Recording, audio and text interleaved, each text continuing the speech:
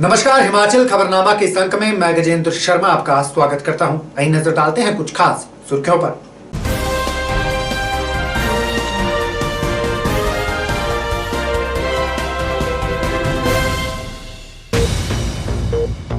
मुख्यमंत्री जयराम ठाकुर ने कुल्लू में स्वास्थ्य विभाग के 5 करोड़ 80 लाख रुपए के आवासीय भवनों का किया लोकार्पण।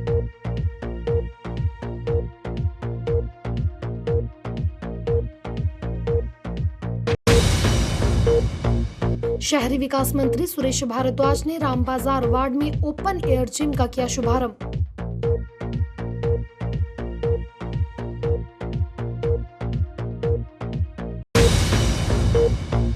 सोलन नगर निगम चुनाव प्रभारी राजीव बिंदल ने भाजपा प्रत्याशियों की जीत का किया दावा।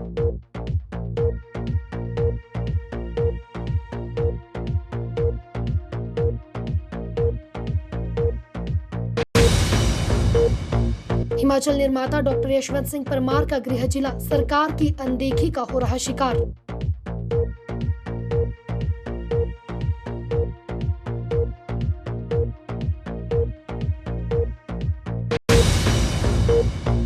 बिजली विभाग में कार्यरत आउटसोर्स कर्मचारियों ने प्रदेश सरकार पर अनदेखी के लगाए आरोप।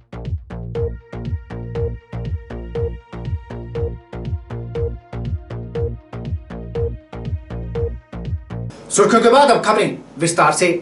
मुख्यमंत्री जयराम ठाकुर ने कहा कि पिछला पूरा वर्ष कोरोना संक्रमण के संकट के बीच गुजरा है, जिससे देश भर में आर्थिक गतिविधियों पर विपरीत असर पड़ा। लेकिन प्रदेश सरकार ने इस दौरान तकनीक का भरपूर उपयोग करके वर्चुअल माध्यम से विभिन्न विधानसभा क्षेत्रों में 3500 करोड़ रुपए की विकास परियोजनाओं के शिलान्यास और उद्घाटन किए।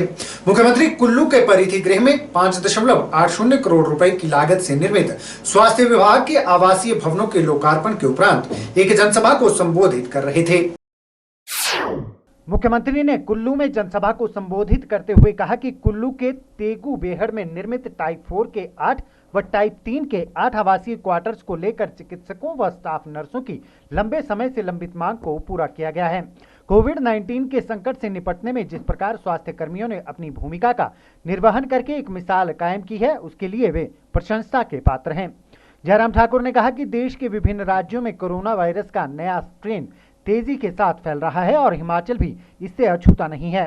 कोरोना की दूसरी लहर और अधिक खतरनाक है, जो सभी के लिए चिंता की बात है। इस वायरस को अधिक गंभीरता के साथ लिया जाना चाहिए और सावधानी व सतर्कता बेहद जरूरी है। उन्होंने स्वास्थ्य कर्मियों से कहा कि वे पूर्व की भांति आम जनमानस को संक्रमण से बचाव के लिए और अधिक तत्परता के साथ कार्य करें। उन्होंने कहा कि जीवन बचाना सबसे बड़ी प्राथमिकता है, इसके लिए मानक संचालन प्रक्रिया में किसी प्रकार की ढील नहीं दी जा सकती। मुख्यमंत्री ने कहा कि कोविड-19 के चलते पिछले वर्ष विशेषकर पर्यटन क्षेत्र को बहुत बड़ा नुकसान पहुंचा। प्रदेश में अभी तक पर्यटकों के आवागमन पर किसी प्रकार की कोई रोक नहीं लगाई गई है, लेकिन एसओपी में निर्धारित मापदंडों की अनुपालना सुनिश्चित करना जरूरी है। उन्होंने कहा कि पड़ोसी राज्य पंजाब में कोरोना संक्रमण दूसरी बार तेजी से फैल रहा है, जिसके कारण हिमाचल प्रदेश के सीमांत जिलों विशेषकर ऊना व सोलन में मामलों में लगातार वृद्धि हो रही है। मुख्यमंत्री ने कहा कि प्रधानमंत्री नरेंद्र मोदी के मार्गदर्शन में देश के वैज्ञानिकों ने कोरोना वैक्सीन तैयार की है, जो काफी कारगर साबित हुई है। आज ये वैक्सीन 45 वर्ष की आयु के लोगों को भी लगनी शुरू हो गई है। वैक्सीन संक्रमण से बचाव करेगी, लेकिन लोग जब भी घर से बाहर काम के लिए निकलें तो मास्क का उपयोग, परस्पर दूरी और सैनिटाइजर का इस्तेमाल सुनिश्चित करें। जयराम ठाकुर ने कहा कि इस साल का बजट सबसे कठिन परिस्थितियों के बीच पारित किया गया और ऐसा कठिन दौर इससे पहले इतिहास में कभी नहीं आया। बावजूद इसके बजट में विकास कार्यों व सामाजिक क्षेत्र को प्राथमिकता प्रदान की गई है और पर्याप्त धनराशि का प्रावधान किया गया है। उन्होंने कहा कि कुल्लू जिला में अनेकों विकास परियोजनाओं के निर्माण कार्य अगले 1-2 माह के भीतर पूरे हो रहे हैं और वे जल्द ही इनके लोकार्पण के लिए जिला का दौरा करेंगे। विभाग के डॉक्टर्स के लिए, डॉक्टर के साथ नर्सेज के लिए टाइप 3, टाइप 4 के जो क्वार्टर्स का है उसका उद्घाटन करने का अवसर प्राप्त हुआ। मैं सभी को बधाई भी देता हूँ और ख़ास तौर से जो हमारे डॉक्टर्स नर्सेज जो है हमारे इस कोविड के संकट में हमारे लिए सेवाएं दे रहे हैं, लोगों की जान बचाने के लिए काम कर रहे हैं, उनके लिए अत्यंत आवश्यक था। उनके लिए ठहरने की व्यवस्था में थोड़ी कमियाँ थी। उस आज के इस कार्यक्रम के माध्यम से जो भवन इनको जो रेजिडेंसी जो बनकर के तैयार हुए, ये उपलब्ध होने के बाद उनको एक सुविधा मिलेगी। जहाँ तक हिमाचल प्रदेश में कोविड के सिलसिले में आप पूछ रहे हैं, मुझे सिर्फ इतना ही कहना है कि मामले हिमाचल में नहीं पूरे देश में बढ़े हैं। स्वाभाविक रूप से हिमाचल प्रदेश में भी बढ़े हैं। चिंता का विषय है कि जो पर्टिकुलरली हमारा पंजाब के साथ बॉर्डर एरिया का जो इलाका लगता है, वहाँ का नंबर बहुत ज़्यादा, जिसमें ऊना, कांगड़ा, हमारा सिरमौर, सोलन डिस्ट्रिक्ट में काफ़ी नंबर बहुत तेज़ी से बढ़ा है। तो स्वाभाविक रूप से इस बात को हमको मान के चलना पड़ेगा। अगर हिमाचल के अंदर ये वायरस आ गया है तो ये वायरस आगे और भी ज़्यादा बढ़ सकता है। मैं सिर्फ इतना ही कहना चाह रहा हूँ कि अभी फ़िलहाल जो रिस्ट्रिक्शंस हमने थोड़ी बहुत लगाई हैं सोशल गैदरिंग के साथ साथ मास्क के लिए हमने कहा कि इसके लिए एनफोर्स ज़्यादा करिए, जोर से कहिए, आग्रहपूर्वक कहिए उसके लिए। और उसके बाद जो सैनिटाइज़र का इस्तेमाल, उसके बाद सोशल डिस्टेंसिंग, इन तमाम सारी बातों को तो हमने कहा ही। स्कूल के लिए अभी तक हमने पहले 4 तारीख तक बंद किए थे, अब हमने अगला निर्णय 15 तारीख तक जो है फिर से बंद का एक निर्णय लिया है, ताकि बच्चों को कम से कम इस कोविड के संक्रमण से बचाया जा सके। केंद्रीय वित्त एवं कॉर्पोरेट मामले राज्य मंत्री अनुराग ठाकुर ने कोरोना वैक्सीन की पहली डोज ली। केंद्रीय मंत्री को वैक्सीन की ये डोज संसद के एनेक्सी भवन में दी गई। वैक्सीन लगने के बाद अनुराग ठाकुर पूरी तरह स्वस्थ महसूस कर रहे हैं। उन्होंने 45 साल या उससे अधिक की उम्र के लोगों से वैक्सीन लेने व सभी देशवासियों को कोविड से बचने के लिए सरकार द्वारा जारी किए गए सभी दिशा निर्देशों का कड़ाई से पालन करने का अनुरोध किया है।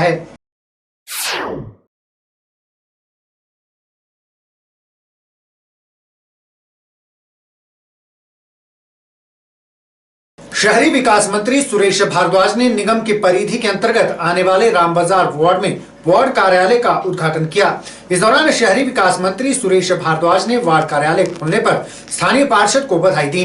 उन्होंने कहा कि कार्यालय खुलने से वार्ड के लोगों को सुविधा मिलेगी और वे एक निश्चित स्थान पर अपनी समस्याएं पार्षद के समक्ष रख सकेंगे। नगर निगम शिमला के अंतर्गत आने वाले राम बाजार वार्ड में स्थानीय पार्षद सुषमा कुठियाला ने वार्ड कार्यालय खोल दिया है, ताकि वार्ड में रहने वाले लोग अपनी समस्याएं वार्ड पार्षद के समक्ष रख सकें। इस वार्ड कार्यालय का उद्घाटन शहरी विकास मंत्री सुरेश भारद्वाज ने किया। इस दौरान नगर निगम शिमला की महापौर सत्या कौंडल और उप महापौर शैलेंद्र चौहान भी उपस्थित रहे। शहरी विकास मंत्री सुरेश भारद्वाज ने कहा कि लोकतांत्रिक प्रणाली से पार्षद को जनता द्वारा चुना जाता है और जब पार्षद चुनने के बाद निगम में जाते हैं तो वार्ड की जनता की कई समस्याओं का समाधान होता है और क्षेत्र में विकास कार्यों को भी गति मिलती है और पार्षद के पास लोग निसंकोच उनके कार्यालय में जाकर अपनी समस्याएं बता सके। इसके लिए वार्ड स्तर पर पार्षद कार्यालय खोले जा रहे हैं। पार्षद को मिलने जुलने का स्थान भी होना चाहिए, वहाँ एक एक्टिविटी का जगह भी मिलनी चाहिए। आपको जो है वो कूड़े का पैसा है, पानी का पैसा है और दूसरी चीज़ें हैं, उसका भी समन्वय जो है उस स्थान पर होता है। और काउंसलर का मिलने का भी एक स्थान होता है, वो जनता से भी मिल सकता है और जनता उनसे भी मिल सकती है। इसलिए सब वार्डों में जो है वो काउंसलर ऑफिस हो रहे हैं। सेंट्रल वार्डों में जो है स्पेस की कमी होती है, लेकिन सुषमा जी ने यहाँ पर काउंसलर का जो है वो अपना ऑफिस जो है वो बनवाया है, तो उसके लिए मैं इनको बधाई देता हूँ। और वह स्थानीय पार्षद सुषमा कुठियाला ने बताया कि पहले यहाँ वार्ड कार्यालय नहीं था और लोगों की कई समस्याएं जस की तस रह जाती थी, लेकिन अब लोग वार्ड कार्यालय में आकर अपनी समस्याएं बता सकते हैं और उन समस्याओं का समय रहते समाधान भी होगा। 9 साल तकरीबन मुझे पार्षद बने हुए वार्ड ऑफिस नहीं था तो काफ़ी लोगों को मुश्किल होती थी, मुझे भी होती थी, क्योंकि कई बार घर में कुछ ना कुछ काम चला होता है, लोगों को बैठाना काफ़ी प्रॉब्लम आती थी। फिर जब ये कोविड का दौर आया तो और ज़्यादा प्रॉब्लम, लोगों को आना और थोड़ा सा अवॉइड कर रहे थे लोग भी और मुझे भी थोड़ा अवॉइड करना पड़ रहा था। तो फिर उसके मद्देनज़र हमने ये वार्ड ऑफिस का प्रपोज़ल मैंने एमसी में दिया और उन्होंने ये पानी का जो हमारा स्टोर है यहाँ एक कमरा वार्ड ऑफिस के लिए मेरा तैयार करवाया। धर्मशाला में प्रदेश कांग्रेस अध्यक्ष कुलदीप सिंह राठौर ने प्रस्तावित कांग्रेस भवन का भूमि पूजन किया। इस अवसर पर उन्होंने कांग्रेस कार्यकर्ताओं को संबोधित करते हुए कहा कि इस भवन के शिलान्यास के लिए कांग्रेस अध्यक्षा सोनिया गांधी और राहुल गांधी से निवेदन किया जाएगा। उन्होंने कहा कि प्रदेश के सबसे बड़े जिला कांगड़ा में कांग्रेस भवन का बनना गौरव की बात है। कि हमारा कांगड़ा बहुत बड़ा जिला है, हमारे पास पार्टी कार्यालय नहीं था।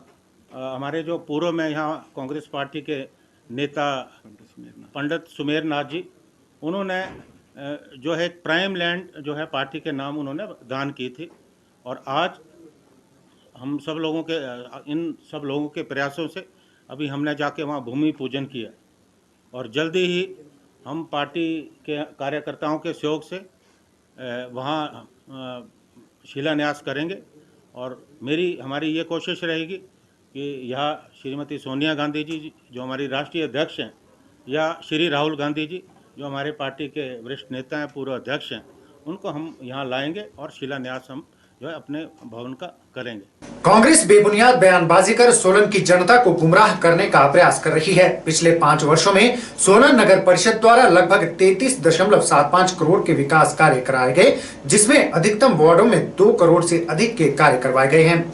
यह बात भाजपा नगर निगम सोलन के चुनाव प्रभारी व विधायक डॉक्टर राजीव बिंदल ने सोलन में पत्रकारों से मुखातिब होते हुए कही। उन्होंने कहा कि जब कांग्रेस धर्मशाला को नगर निगम बना सकती थी तो सोलन को क्यों नहीं बनाया गया, जबकि सोलन की आबादी धर्मशाला से ज्यादा थी। प्रबुद्ध मतदाता भाई बहनों ने भारतीय जनता पार्टी को अपना आशीर्वाद देके भारतीय जनता पार्टी की कॉरपोरेशन बनाने का मन बनाया है और उसके पीछे कारण है कि प्रदेश में बीजेपी की सरकार है और केंद्र में भी बीजेपी की सरकार है। इन दोनों के सहयोग के साथ जो हमने संकल्प पत्र जारी किया है उसको पूरा करने की दिशा में हम आगे बढ़ सकते हैं। और सोलन के साथ जो पहले पिछली सरकार ने, कांग्रेस ने जो उपेक्षा की है, वो एक कार्य पत्र के रूप में आगे बढ़ सकती है, ये सोलन की जनता मानती है। बड़ी बड़ी बातें कांग्रेस ने अपने घोषणा पत्र में की हैं, परंतु प्रदेश में उनकी सरकार ना होने के कारण, केंद्र में उनकी सरकार ना होने के कारण इस प्रकार के बड़े भारी भरकम कार्यों को करने के लिए जो धन की आवश्यकता रहने वाली है उसमें सोलन पिछड़ेगा, ऐसा भी सोलन की जनता समझ रही है। इतना हमको और सोलन की जनता से साझा करना है भाजपा के माध्यम से और सोलन की समस्याओं का समाधान करने के लिए हम आगे बढ़े, यही प्रार्थना। कांग्रेस के आरोप इतने हैं कि 47 लाख रुपया नगर पालिका ने खर्च किया। अभी डॉक्टर राजेश कश्यप जी ने और आपके सामने एक प्रोफाइल रखी है जिसमें लगभग 35 करोड़ से अधिक व्यय हुआ है, तो वो कुछ भी कह सकते हैं, उनके बारे में तो कुछ कहने की आवश्यकता नहीं है। सुजानपुर विधानसभा क्षेत्र की 3 ग्राम पंचायतों पनोह, थाना और चलोह के करीब 3 दर्जन कांग्रेस पार्टी के कार्यकर्ताओं ने पूर्व मुख्यमंत्री प्रोफेसर प्रेम कुमार धूमल से मिलकर भारतीय जनता पार्टी का दामन थाम लिया है। पूर्व मुख्यमंत्री ने सभी लोगों को पार्टी का पटका पहनाकर विधिवत रूप से भाजपा में शामिल किया। उन्होंने भाजपा में शामिल होने वाले सभी लोगों को बधाई देते हुए शुभकामनाएं दी। आज बड़ी प्रसन्नता की बात है कि सुजानपुर विधानसभा क्षेत्र के ग्राम पंचायत पनोह, ग्राम पंचायत चलोह और ग्राम पंचायत थाना दरगाड़ा के बहुत सारे बहन भाई भारतीय जनता पार्टी की नीतियों से प्रभावित होकर श्री नरेंद्र मोदी की केंद्रीय सरकार और प्रदेश की सरकार के कामों से प्रसन्न होकर भारतीय जनता पार्टी में शामिल हुए हैं। मैं अपने घर पर इन सबका बहुत बहुत स्वागत करता हूं कि आज दुनिया की सबसे बड़ी पार्टी जिसके 18 करोड़ से ज़्यादा सदस्य है उसके मेंबर बन गए हैं। उनको विश्वास दिलाता हूं भारतीय जनता पार्टी इनका पूरा मान सम्मान करेगी, इनकी समस्याओं का समाधान करने के लिए पूरा प्रयास करेंगे। शीघ्र इनकी समस्याएं हल हो और ये हंसी खुशी रहे। इनका जो अधिकार है विकास में हो, रोजगार में हो, वो इनको उपलब्ध हो, ऐसा हमारा प्रयास रहेगा। हिमाचल प्रदेश के 4 नगर निगमों में हो रहे चुनावों को लेकर सभी राजनीतिक पार्टियां अपने अपने प्रत्याशियों की जीत का दावा कर रही हैं। प्रदेश सरकार में शहरी विकास मंत्री सुरेश भारद्वाज से पूछे गए सवाल के जवाब में उन्होंने कहा कि ये चुनाव पहली मर्तबा पार्टी चिन्ह पर हो रहे हैं। चुनाव में प्रत्याशी किसी भी पार्टी का जीते, मकसद केवल क्षेत्र का विकास है। हालांकि उन्होंने अंत में भाजपा प्रत्याशियों की जीत का भी दावा किया। मुझे जुलाई में जो है वो कार्यभार मिला अर्बन डेवलपमेंट का, माननीय मुख्यमंत्री से विचार हुआ। माननीय मुख्यमंत्री जी की जो है वो राजनीतिक इच्छा शक्ति का परिणाम है कि हमने 3 नगर निगम बनाए। हमने ये नहीं देखा कि भी राजनीतिक कारण था। तीनों जगह हमारे विधायक नहीं हैं, चाहे सोलन है, पालमपुर है या आपका जो है वो मंडी है, लेकिन हमने जो है वो तीनों नगर निगम बनाए क्योंकि ये जनता की मांग थी, जनता की आवश्यकता थी। और आज वहाँ पर चुनाव करा रहे हैं हमको जो है वो पिछले 2016 में जो है वो कानून बदल करके सिंबल बंद कर दिया गया था, लेकिन हमने इस बार सिंबल जो है वो दोबारा से ओपन किया है। सब लड़े, उसमें हार जीत जो है वो मायने नहीं रखती है। लोगों का विकास और काम जो है वो मायने रखता है। उसमें जो है वो चाहे किसी भी पार्टी का व्यक्ति आए, लेकिन लोकतांत्रिक प्रक्रिया से जो है वो नगर निगम बने, हमारे स्वयंशासी संस्थान बने और वो हम जीतेंगे। नगर निगम शिमला में मनोनीत पार्षद की अवैध कब्जे के मामले में संलिप्तता पाई गई है, लेकिन सच सामने आने के बावजूद भी अभी तक सरकार द्वारा दोषी पार्षद पर कोई कार्रवाई नहीं की गई है, जो सरकार की कार्यप्रणाली पर सवालिया निशान खड़े करता है। शिमला शहरी कांग्रेस कमेटी के अध्यक्ष जितेंद्र चौधरी ने शिमला में पत्रकार वार्ता के दौरान कहा कि यदि प्रदेश सरकार 10 दिनों के भीतर कोई कार्रवाई नहीं करती है तो मजबूरन उन्हें उच्च न्यायालय का दरवाजा खटखटाना पड़ेगा।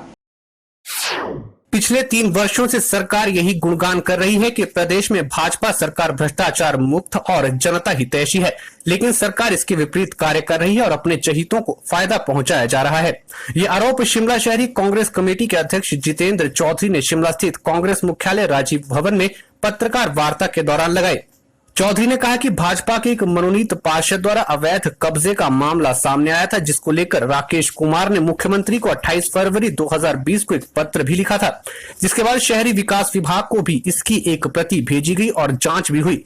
इस मामले की जांच निदेशक शहरी विकास विभाग ने की, जिसमें मनोनीत पार्षद दोषी भी पाए गए। चौधरी ने कहा कि हैरानी की बात यह है कि एमसी एक्ट के अनुसार इन पार्षद को अयोग्य करार दिया जाना था, लेकिन ये बात समझ से परे है कि इसकी रिपोर्ट अभी तक क्यों नहीं दी गई।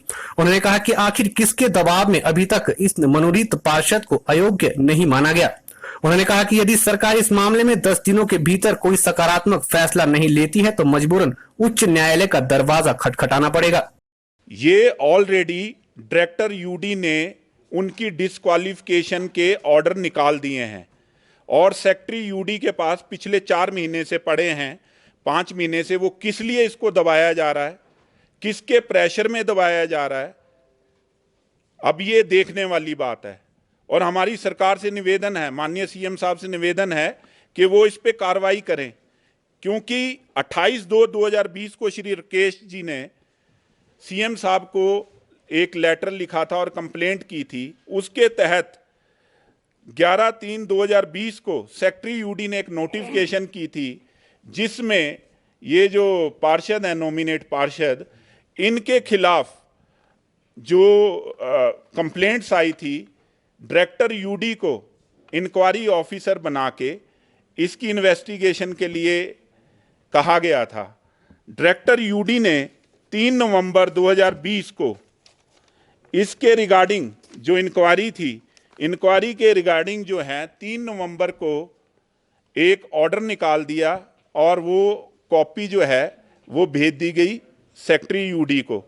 और उसमें जो इन पे आरोप लगाए गए थे वो सही पाए गए और म्यूनिसिपल कॉरपोरेशन एक्ट की धारा 8(3)(8)(2)(R) के तहत इनको डिस्क्वालीफाई करने के लिए वो जो है ऑर्डर की कॉपी सेक्रेटरी यूडी को भेज दी गई कि इस पे जो है जो भी कार्रवाई बनती है, आगामी कार्रवाई वो की जाए।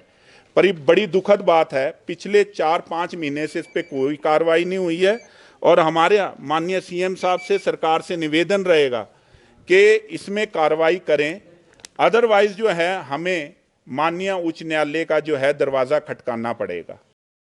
वहीं हिमाचल प्रदेश विश्वविद्यालय से सेवानिवृत्त शिकायतकर्ता राकेश कुमार ने इस पूरे मामले पर प्रकाश डाला और प्रदेश सरकार से निष्पक्ष जांच की मांग उठाई है।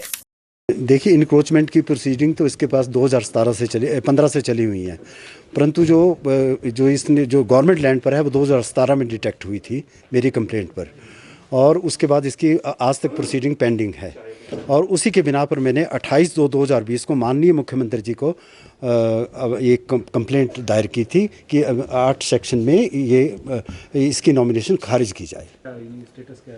अब स्टेटस ये है कि उसके बाद और भी इसके फॉल्स एफिडेविट के डॉक्यूमेंट्स भी दिए, तो उन्होंने इंक्वायरी ऑफिसर ने ये लास्ट में ऑपरेटिव पोर्शन में लिखा है कि इसकी जो धारा 8 के आर के तहत इसका नॉमिनेशन खारिज करना चाहिए। ये बातें छुपाई गई थी? हाँ जी, शपथ में बिल्कुल उसमें कुछ नहीं लिखा।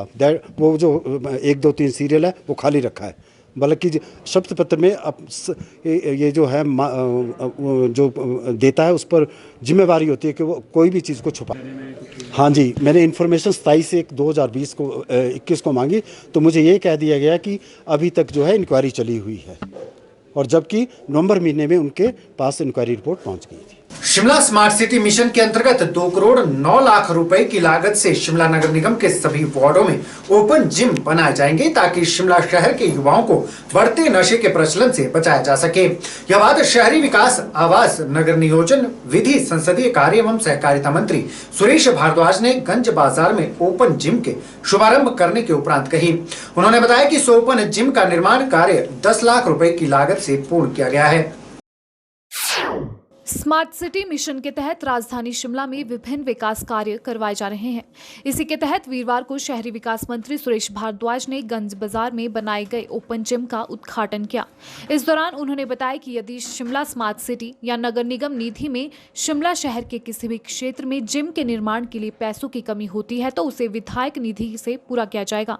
उन्होंने कहा कि शिमला शहर के विकास में सभी लोग व नगर निगम के पार्षद मिलजुल कर कार्य कर रहे हैं और यहाँ पर विकास कार्यों में किसी भी प्रकार का राजनीतिक भेदभाव नहीं किया जाता। उन्होंने बताया कि इसी तरह शिमला शहर में विकास कार्यों को आगे बढ़ाकर शिमला को स्मार्ट सिटी बनाने के स्वप्न को पूरा करेंगे। ये ओपन जिम जो है वो बनाया गया है, जिसके ऊपर 10 लाख की लागत आई है, क्योंकि स्लोप वाला एरिया था ये, इसलिए इसमें जो है वो डेवलपमेंट के लिए ज़्यादा पैसा लगा है और बाकी जो है वो इक्विपमेंट्स जो इसमें लगाए गए हैं उसके लिए पैसा खर्चा गया है।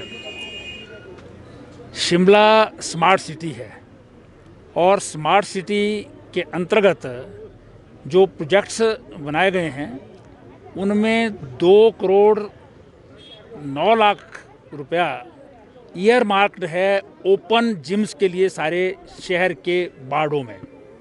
ये म्यूनसिपल फंड से बनाया गया है, लेकिन जो बाकी जो हैं उसके टेंडर्स कर दिए गए हैं। जहाँ जहाँ भी स्थान अवेलेबल होगा वहाँ पर ओपन जिम्स जो हैं वो बनाए जाएंगे, ताकि जो शिमला का युवा है जो नशे के कारण जो है वो आज शिमला दुर्गति की ओर बढ़ रहा है, उसको रोकने के लिए बच्चों को खेलने की जगह ओपन स्पेस उनको मिल जाए, गेम्स जो हैं वो बढ़ें, अपनी जो है वो सेहत को दुरुस्त करें। इसके लिए जो है वो स्मार्ट सिटी के अंतर्गत जो है वो ये प्रोजेक्ट्स बनाए गए हैं। वहीं स्थानीय पार्षद सुषमा कुठियाला ने वार्ड में ओपन जिम खोलने के लिए शहरी विकास मंत्री सुरेश भारद्वाज का आभार जताया और कहा कि वार्ड में ओपन जिम खुलने से युवाओं को इसका सबसे ज्यादा फायदा मिलेगा और युवा वर्ग अपनी ऊर्जा का सकारात्मक दिशा में उपयोग कर सकेंगे। फिटनेस आजकल एक ऐसी वो चीज़ है जो लोगों को फिट रखने के लिए ओपन जिम, मैंने जब जाती थी नीचे प्लेन्स में तो वहाँ सोसाइटीज़ में मैंने देखा कि ये ओपन जिम का बड़ा अच्छा वो ट्रेंड चला हुआ है और लोग उसको यूज़ कर रहे हैं। उसी को देखते हुए भी मैंने यहाँ कॉरपोरेशन में इनसे बात की और हमने इस जगह को आइडेंटिफाई किया। पहले तो ये लग नहीं रहा था कि फिजिबल है यहाँ, कि हो पाएगा या नहीं, पर कॉरपोरेशन के एक्सियन और कमिश्नर उन्होंने देखा अगर वो और कोशिश की तो ये फिजिबल उन्होंने किया, कोशिश की। राजधानी शिमला में एसएफआई ने शिक्षा जगत से जुड़ी विभिन्न मांगों को लेकर शिक्षा निदेशालय के बाहर धरना प्रदर्शन किया। इस दौरान एसएफआई ने नई शिक्षा नीति को छात्र विरोधी बताते हुए कहा कि सरकार इसके द्वारा सरकारी शिक्षा को खत्म करके निजीकरण को बढ़ावा दे रही है, जिसका वे पूर्ण रूप से विरोध करते हैं।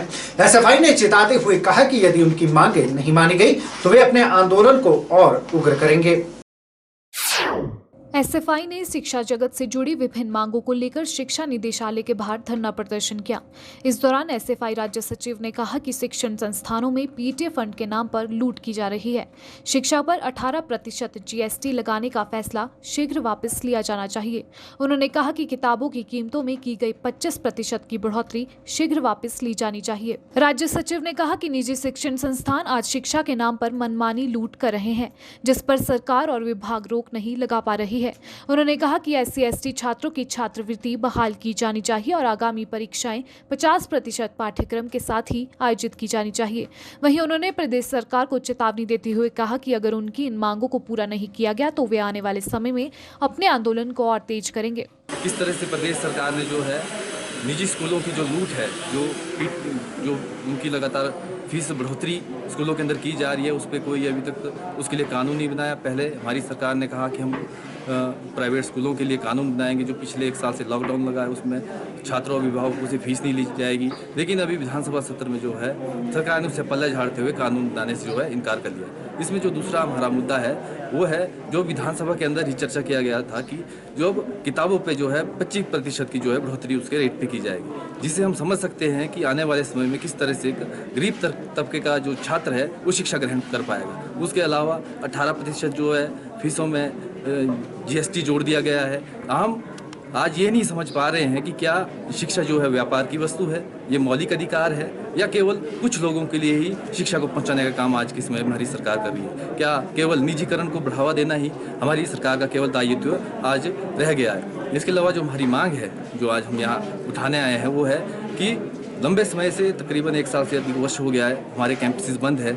ऑनलाइन क्लासेस के नाम पे सिर्फ छात्रों को ठगा जा रहा है। उस तरह की क्लासेस नहीं लग रही है जिस तरह की क्लासेस लगनी चाहिए थी। हम चाहते हैं कि हर एक कैंपस को जो है वो खोला जाए और रेगुलर वहाँ पे क्लासेस छात्रों की ली जाए। उसके अलावा जो है अन्य मुद्दा और भी यहाँ पे उछलकर सामने आज के समय में आ रहा है, किस तरह से प्रदेश सरकार जो है लगातार शिक्षा के क्षेत्र को खत्म करने की बात कर रही है और उसके आधार पे जो न्यू एजुकेशन पॉलिसी जो है हिमाचल के अंदर लागू करने जा रही है। हम ये तमाम जानते हैं जब शिक्षा का स्वरूप बदला है, जब शिक्षा पे हमले किए गए, तब तक एक बहुत बड़ा वर्ग जो है छात्रों को वो शिक्षा से वंचित रहा है। इन तमाम मुद्दों को लेकर हम आज यहाँ पे डायरेक्टर साहब से मिलने आए हैं।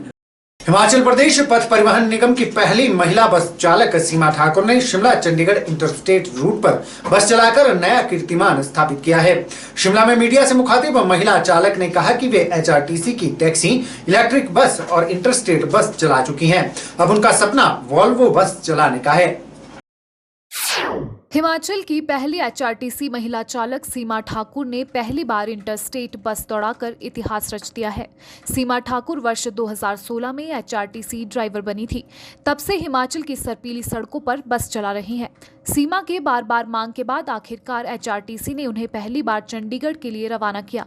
वहीं चंडीगढ़ रूट से लौटी सीमा ठाकुर ने खुशी जाहिर करते हुए कहा कि अब उनका सपना वॉल्वो की ट्रेनिंग लेकर दिल्ली रूट पर चलने का है। उन्होंने कहा कि एक महिला होने के नाते उनको बाहरी राज्यों में जाने से रोका जाता है। वहीं उन्होंने प्रदेश सरकार से अपील की है कि कंडक्टर ड्राइवर अपनी जान पर खेलकर बस चलाते हैं। ऐसे में प्रदेश सरकार सभी कंडक्टर ड्राइवर को भी कोरोना वैक्सीन लगवाए। बहुत कम है, तो वो जैसे रोडों पे चलना कोई आसान बात नहीं है, लेकिन फिर भी मैंने आपको बताया कि मैं 3 बार जा चुकी हूँ, लेकिन इस बार आप लोगों को पता लग गया 2 बार नहीं लगा है। वो सब सरप्राइज ही था, हर बार सरप्राइज ही था, लेकिन आज पता नहीं क्या हो गया है। बोलते ना सच बहुत देरी से आता है, लेकिन आता जरूर है।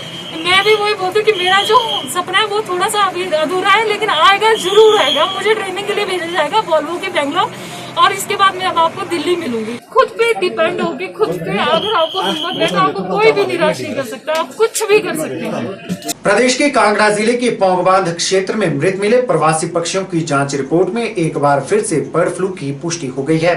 मृत मिले पक्षियों के सैंपल जांच के लिए जालंधर लैब भेजे गए थे। उनमें एवियन इन्फ्लुएंजा की पुष्टि हुई है, जिसके चलते वन्य प्राणी विभाग ने एहतियातन वाइल्ड लाइफ एरिया को पर्यटकों के लिए बंद कर दिया है। देखिए, जैसा आपको पता ही है कि पहले भी बर्ड फ्लू एवियन इन्फ्लुएंजा जो है वो लास्ट ईयर के दिसंबर में पाया गया था और उसको हमने कंट्रोल कर लिया था। तो उस टाइम जो है 5002 तक का फिगर था। उसके बाद अभी हाल में ही रूटीन उसमें मैटर में जो है वो डीएफओ वाइल्ड लाइफ हमीरपुर ने सैंपल जो फीकल सैंपल जो है नगरोटा सूरिया रेंज के और डमिटा रेंज के जलंधर भेजे थे। तो उसमें जो है वो 4 सैंपल्स तो नेगेटिव आए हैं। एक फीकल सैंपल जो कि गुगलाड़ा का है वो पॉजिटिव आया है। ये जो H5N1 स्ट्रेन है जो उन्होंने पॉजिटिव बताई है।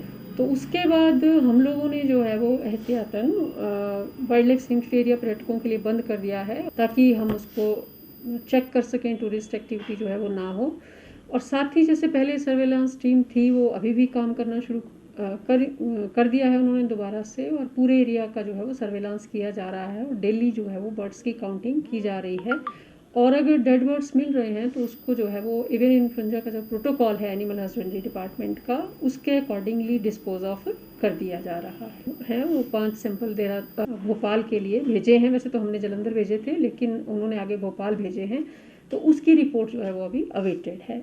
जो फर्स्ट डे रिपोर्टिंग हुई थी वो 14 नंबर थे, उसके बाद 4 थे, फिर 8 थे और 31 मार्च को जो है वो 10 फिगर जो है वो आया है। तो प्रोग्रेसिव अगर आप बात करें तो हमारे पास जो है वो फिगर जो है 5048 तक पहुंच गया है।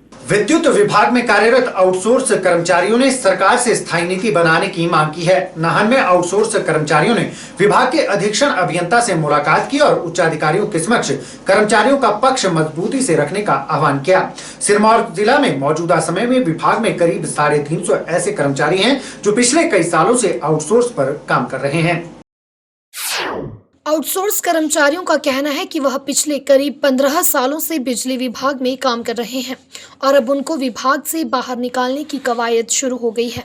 कर्मचारियों ने सरकार से आउटसोर्स पर काम कर रहे कर्मचारियों के लिए स्थायी नीति बनाने की मांग की है। हिमाचल प्रदेश विद्युत बोर्ड आउटसोर्स यूनियन के जिलाध्यक्ष अंकुर शर्मा ने बताया कि मौजूदा में भी आउटसोर्स कर्मचारियों को वित्तीय लाभ समय पर नहीं मिल रहे हैं, जिससे उन्हें भारी परेशानियों का सामना करना पड़ रहा है। कर्मचारियों का कहना है कि आउटसोर्स कर्मियों को नियमित न कर सरकार नई भर्तियां कर रही है, जिससे आउटसोर्स कर्मियों की सीधे तौर पर अनदेखी हो रही है। ऐसी साहब को हमने ये मांग पत्र सौंपा है कि आउटसोर्स कर्मचारियों का ना तो समय पर ईपीएफ कट रहा है, ना उन्हें समय पर सैलरी दी जा रही है। उनको महीने के 20 और 25 तारीख के बीच सैलरी दी जाती है। उनका ईपीएफ ईएसआई कार्ड नहीं बना है। मेंटेनेंस गैंग कर्मचारियों के लिए ईएसआई कार्ड बनना बहुत ज़रूरी है, क्योंकि इन्हें फील्ड में काम कर रहे हैं। खुदा न खास्ता कोई दुर्घटना हो गई, एम्प्लॉयज़ फंड वहाँ से निकाल के इन्हें मिल जाता है। इसके कारण उन्होंने एससी साहब ने कहा है कि हम आपके कंपनी का चेक रोका है ताकि वो आपका ईपीएफ टाइम पे डाले। सरकार से अनुरोध करते हैं कि या तो कोई हमारी स्थायी नीति बनाओ। बिजली बोर्ड में जब आउटसोर्स कर्मचारी काम कर रहे हैं तो बोर्ड भर्ती क्यों कर रहा है? इसका मतलब आउटसोर्स कर्मचारी का कोई और बड़ा नहीं है। 15 सालों से काम कर रहे हैं आउटसोर्स कर्मचारी। मेंटेनेंस गैंग भी हमारे साथ काम कर रही है, दिन रात। बिल डिस्ट्रीब्यूटर है, डाटा एंट्री ऑपरेटर है, उनके लिए कोई भी स्थायी नीति नहीं बनाई गई है। इनके लिए ये ऑर्डर निकाले कि अगले मंथ तुम्हारे को बाहर निकाला जाएगा। यही ऑर्डर सरकार का आदेश है। हम कर्मचारी सरकार से ये अनुरोध करते हैं कि या तो स्थायी नीति बनाओ आउटसोर्स कर्मचारियों के लिए। अगर आउटसोर्स कर्मचारियों की ज़रूरत नहीं है सरकार को तो तुरंत इमीडिएटली सभी कर्मचारियों को बात करो, बाहर करो। अगर हमारे बिना काम चल रहा है बिजली बोर्ड का, कर्मचारियों के बिना, आउटसोर्स के बिना, तो तुरंत बाहर करो। इनको अभी ज़रूरत है बिलिंग वालों की, तुरंत बिलिंग वालों को बाहर करेंगे 1 महीने बाद। फिर उस टाइम डाटा एंट्री ऑपरेटर है, जेओ अभी आने वाले हैं, उनके बाद डाटा एंट्री ऑपरेटर बाहर होने। इसका मतलब सरकार अपनी काम चला रहा है अभी हमारे। हिमाचल निर्माता डॉक्टर यशवंत सिंह परमार का गृह जिला सिरमौर सरकार की अनदेखी का शिकार हो रहा है। जिला के बागथन में साल 1967 में खुले पशु प्रजनन केंद्र की हालत बेहद खस्ता है। एक समय में दूध उत्पादन के लिए मशहूर यह केंद्र आज बंद होने की कगार पर है। ऐसे में स्थानीय लोगों ने सरकार से उनकी मांगों को पूरा करने की गुहार लगाई है, ताकि स्थानीय किसानों को समृद्ध बनाने का जो सपना डॉक्टर परमार ने देखा था वो पूरा हो सके। हिमाचल प्रदेश के पहले मुख्यमंत्री व हिमाचल निर्माता डॉक्टर वाईएस परमार ने अपने गृह क्षेत्र बागथन में किसानों को समृद्ध करने के मकसद से यहां कृषि प्रजनन केंद्र खोला था, मगर मौजूदा समय में इसके हालात सही नहीं हैं। स्थानीय जिला परिषद सदस्य व डॉक्टर वाईएस परमार के पौत्र आनंद परमार ने बताया कि एक समय में दूध उत्पादन को लेकर लोगों में यहाँ काफी जागरूकता रही, जिससे लोगों की अच्छी आमदनी भी होती थी। दूध उत्पादन के लिए यह क्षेत्र पूरे प्रदेश में जाना जाता था, मगर आज हालात यह हैं कि सरकार इस ओर ध्यान नहीं दे रही है। उन्होंने बताया कि कई बार यहां फार्मासिस्ट को ट्रेनिंग के लिए भेजा जाता है। ऐसे में क्षेत्र के लोग यह भी मांग कर रहे हैं कि यहां पर फार्मासिस्ट की ट्रेनिंग का स्थायी संस्थान खोला जाए। डॉक्टर परमार ने यहाँ हर घर को रोजगार दिया हुआ था, नौकरी नहीं होती थी, एजुकेशन ना के बराबर था, तो लोग दूध से ही अपना गुजारा किया करते थे। आज ये स्थिति है, ये सब आपके सामने है, ये सभी लोग यहाँ पर मौजूद हैं। आज ये स्थिति है कि ये बंद होने के कगार पर है। आप इसकी हालात देख रहे हैं, जर्जर हालत है जो डेयरी फार्म है, और हम ये भी सुन रहे हैं कि इसको यहाँ से शिफ्ट किया जा रहा है, जिसका हम पुरजोर विरोध करेंगे। सरकार चाहे कांग्रेस हो चाहे बीजेपी हो, हम अपने इलाके से इन संस्थानों को नहीं उठने देंगे, हम इसका पुरजोर विरोध करेंगे। सरकार जो भी सरकार आए, इसको और ज़्यादा डेवलपमेंट किया जाए, जो यहाँ का ये बिल्डिंग्स है इनकी रिपेयर की जाए, या और संस्थान, बड़े संस्थान खोले जाएं, ट्रेनिंग सेंटर खोले जाएं। जो भी फार्मासिस्ट आते हैं कहीं से भी ट्रेनिंग के लिए, उनके लिए जो है ये परमानेंट सेंटर हो। सिर्फ स्टेजों पर नाम लिया जाता है डॉक्टर परमार का, कोई भी राजनीतिक दल हो, नाम लिया जाता है, इलाके में कुछ नहीं हो रहा। वहीं स्थानीय प्रधान कुलदीप जसवाल ने बताया कि पहले पशु प्रजनन केंद्र में अच्छी किस्म की गाय होती थी और लोगों को भी पशुपालन से संबंधित महत्वपूर्ण जानकारियां मिलती थी, मगर अब पशु प्रजनन केंद्र बंद होने की कगार पर है। उन्होंने कहा कि पशु प्रजनन केंद्र को शिफ्ट करने की भी कवायद चल रही है, जिसका पुरजोर विरोध किया जाएगा। गौरतलब है कि पशु प्रजनन केंद्र के मद्देनजर यहां लाखों रुपए की लागत से कई भवन भी बनाए गए हैं और पशुपालन विभाग के नाम यहां दर्जनों बीघा भूमि है। ऐसे में सरकार को इस ओर ध्यान देने की बेहद आवश्यकता है। ये यहाँ पे कभी दूध को लेके लोगों में बहुत जागरूकता रही है और कभी हम नंबर 1 पे भी अग्रणी रहे हैं पूरे हिमाचल में, और आज स्थिति इसकी ये आ गई है कि सरकार ने इसकी तरफ देखना ही बंद कर दिया है। जितना भी पैसा या कोई भी उपक्रम यहाँ के लिए लाया जाता है या आता है सरकार के द्वारा, वो कहीं ना कहीं शिफ्ट कर दिया जाता है, और आप स्थिति आप देख रहे हैं कि किस जर्जर स्थिति में ये आ चुका है। हमारी सरकार से एक यही मांग पुरजोर रहेगी कि जब आप फार्मासिस्ट को यहाँ पे ट्रेनिंग के लिए भेजते हैं, क्यों ना यहाँ परमानेंट ट्रेनिंग इंस्टीट्यूट खोला जाए, जिससे भी लोगों को भी बेनिफिट होगा, व्यापार को भी बेनिफिट होगा। और हमारे जो चला हुआ, पहले ये कैटल ब्रीडिंग फार्म था, अच्छी नस्ल की गायें थी, लोगों को उससे बेनिफिट्स होते थे। पहले डॉक्टर्स यहाँ होते थे, फार्मासिस्ट होते थे, और आप देख सकते हैं यहाँ पे पूरा एरिया जो है आपका, ये इन्हीं कैटल ब्रीडिंग फार्म के उससे आता है, और यहाँ पे हर चीज की फैसिलिटी है, पर लोग सरकार की उदासीनता की वजह से ये सारा आज खत्म होता जा रहा है। दोबारा से रीइंस्टेट किया जाए, डॉक्टर्स का यहाँ किया जाए, और एक ट्रेनिंग इंस्टीट्यूट जो फार्मासिस्ट के लिए है वो दोबारा से यहाँ शुरू किया जाए, और वो परमानेंट रूप से यहाँ शुरू करना चाहिए। चांशल घाटी में पर्यटन को बढ़ावा देने के लिए नई मंजिलें और नई राहें के तहत मनाली की तर्ज पर स्की विलेज का निर्माण किया जाना है। वहीं मनाली की तर्ज पर चांशल घाटी को पर्यटन के दृष्टिकोण से विकसित करने के लिए प्रदेश सरकार के पर्यटन विभाग की टीम हाल ही में दौरा कर वापस गई है। एसडीएम रोहड़ू BR शर्मा का कहना है कि चांशल घाटी व पब्बर बेसिन में पर्यटन को विकसित करने के लिए सरकार की ओर से रोड मैप तैयार किया गया है। और जहाँ तक स्की विलेज की बात है, ये तो गवर्नमेंट स्तर पे अभी अंडर कंसिडरेशन में है, इस बारे में मैं ज़्यादा अभी नहीं कह पाऊँगा। बट इसके सिवाय हमारे कुछ एफर्ट्स चल रहे हैं प्रशासन की ओर से। जो टूरिज़्म डिपार्टमेंट को सबमिट की गई है रिपोर्ट, उसमें हमने चाहा है कि चांशल को जो अगर टूरिज़्म के मैप पर नेशनली और इंटरनेशनली अगर इसको रिकॉग्निशन देना है, तो उस दृष्टि से हमने कुछ 5-6 पॉइंट्स जो है डिपार्टमेंट के ध्यान में लाए हैं। पीछे डायरेक्टर टूरिज़्म यहाँ विजिट करके गए हैं, उनके साथ भी हमने डिस्कस किया था।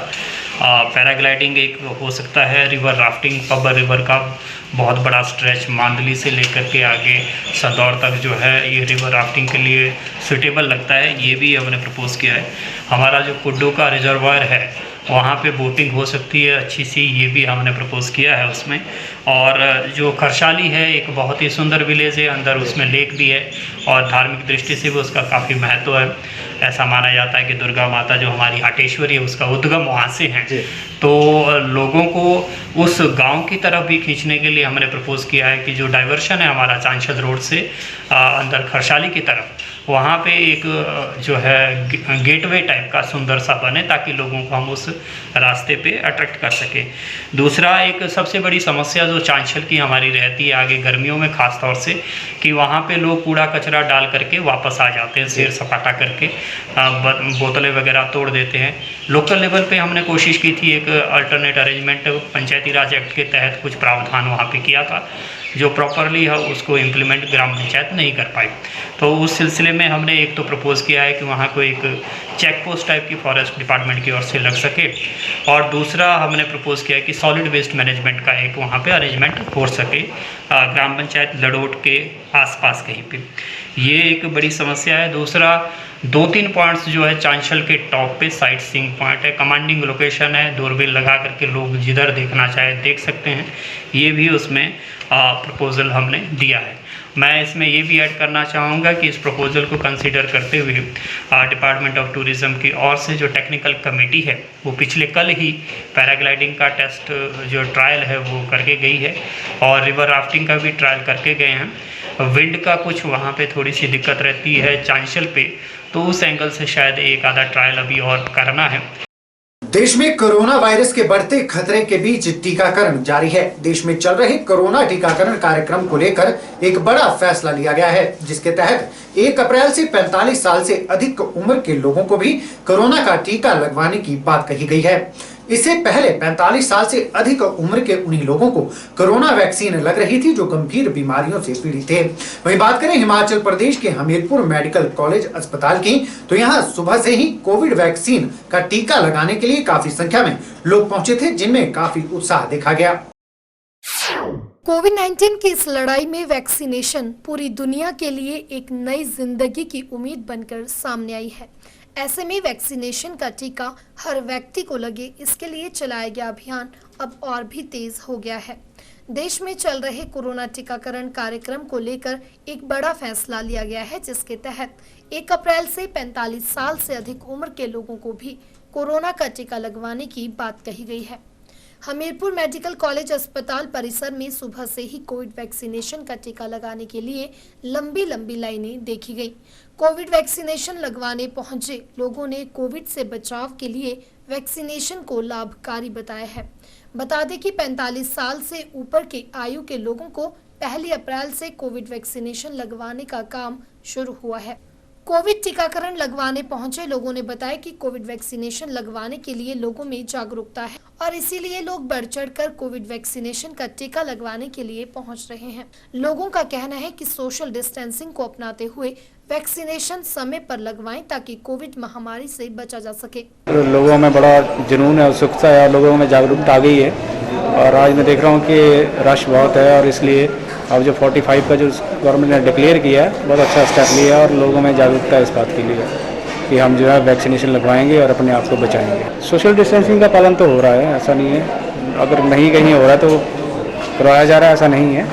Second dose vaccination, second dose का हाँ ठीक लग रहा है, तो अच्छा है। हाँ, लोगों को संदेश यही है कि सभी जो हैं इसमें डिस्टेंस रखें, थोड़ा टाइम पर जो 28 दिन के बाद दूसरा डोज अवश्य लें।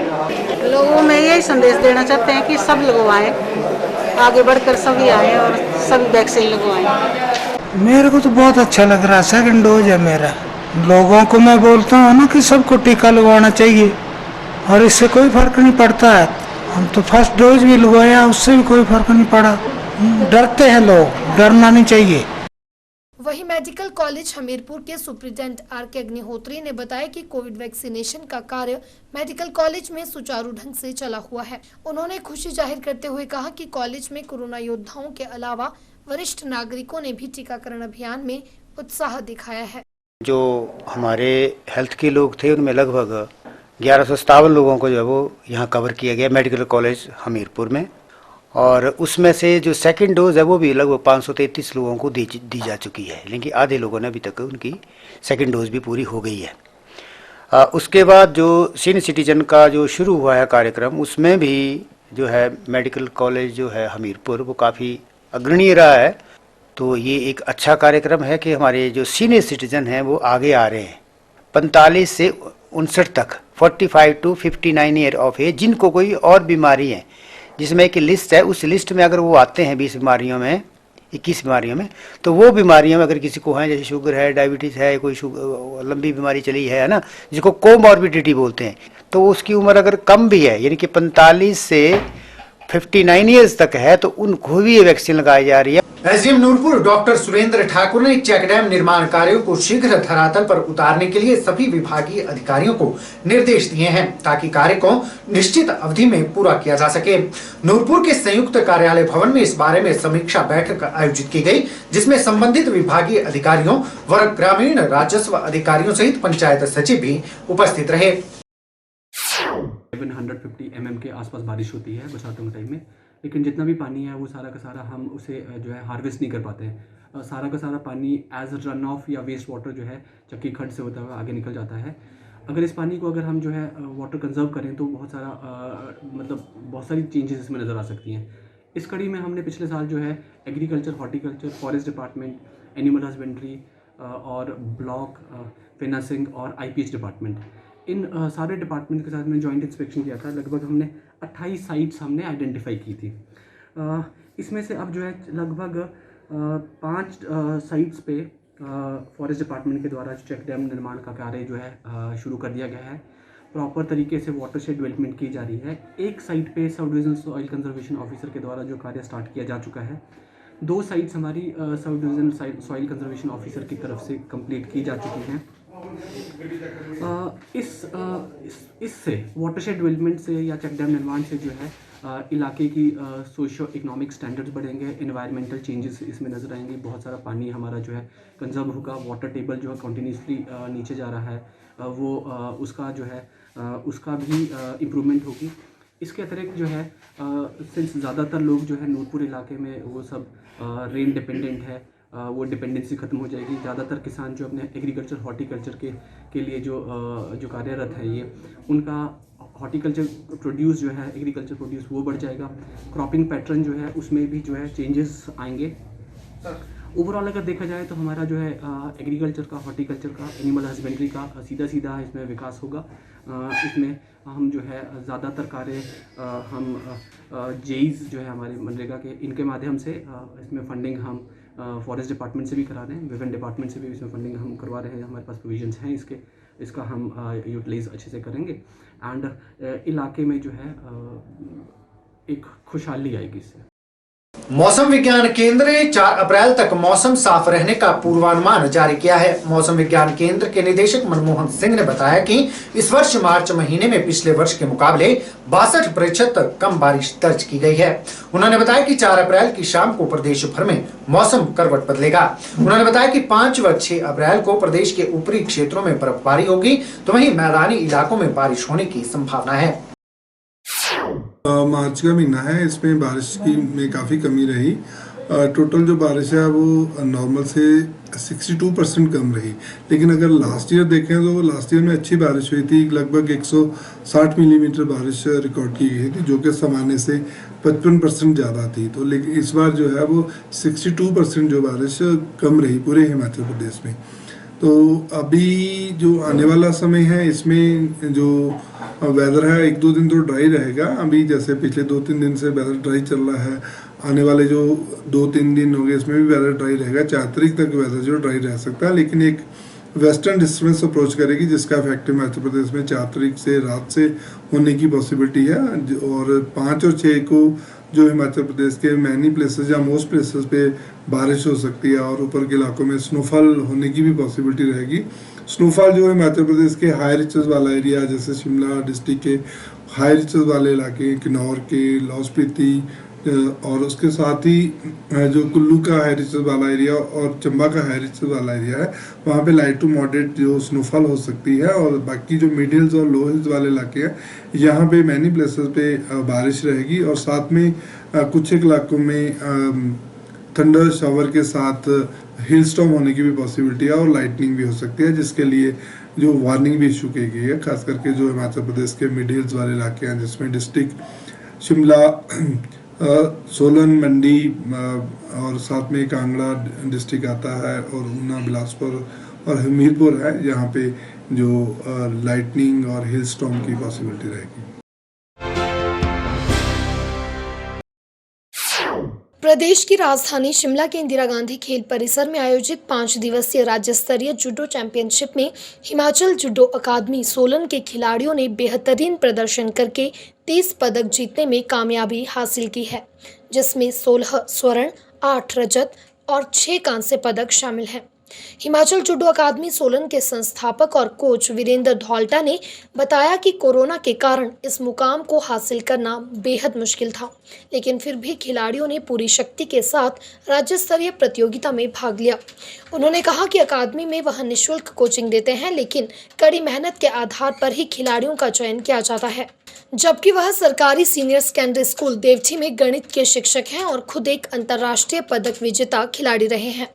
उन्होंने कहा कि इस प्रतियोगिता में 30 खिलाड़ियों ने विभिन्न वर्गों में भाग लिया और सभी ने पदक जीते हैं।